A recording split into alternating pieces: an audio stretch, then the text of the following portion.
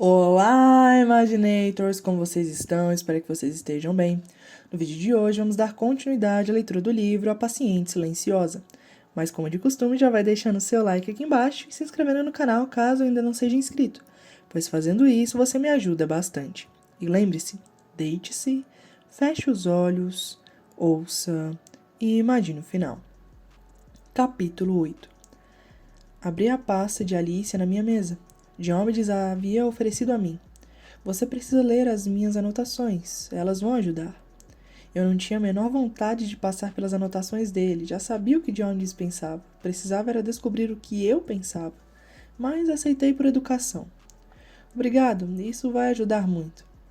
Minha sala era pequena, com pouca mobília, isolada nos fundos do prédio, perto da escada de incêndio. Olhei pela janela. Um passarinho preto bicava um tufo de grama lá fora, desanimado e sem muita esperança.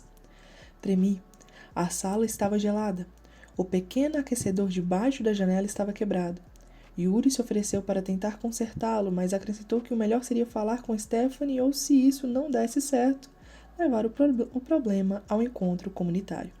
De repente, eu me identifiquei com Elif e sua luta pela substituição do taco de bilhar quebrado.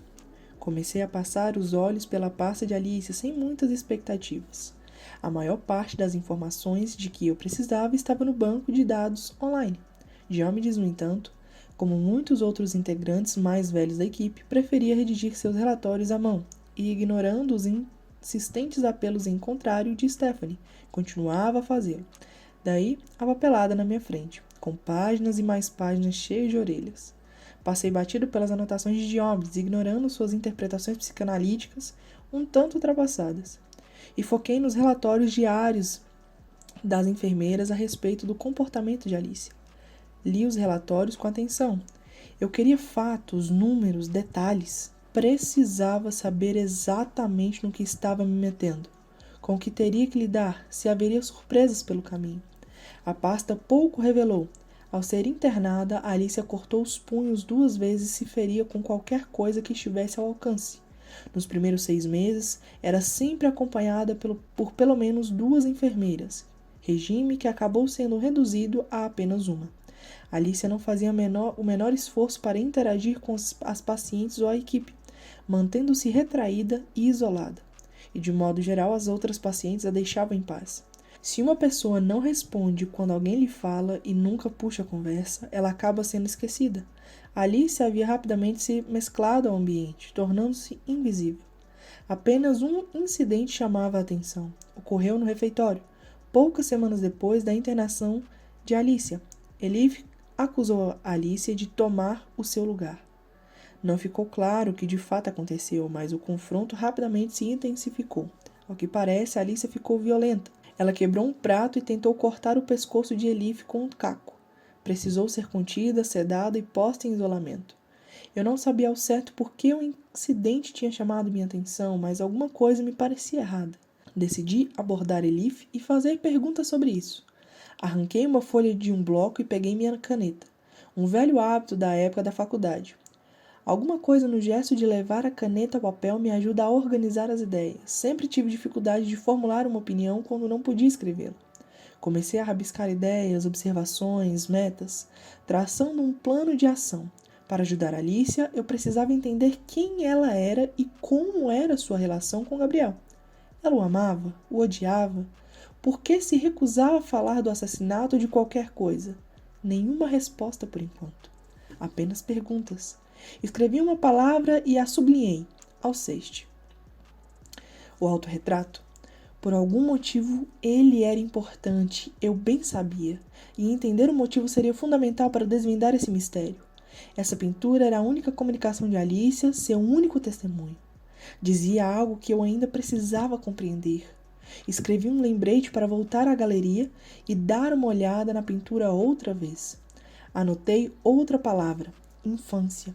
Para entender o assassinato de Gabriel, eu precisava entender não só os acontecimentos da noite em que Alice o matou, mas também os do passado distante. As sementes do ocorrido naqueles poucos minutos em que ela atirou no marido provavelmente foram plantadas anos antes.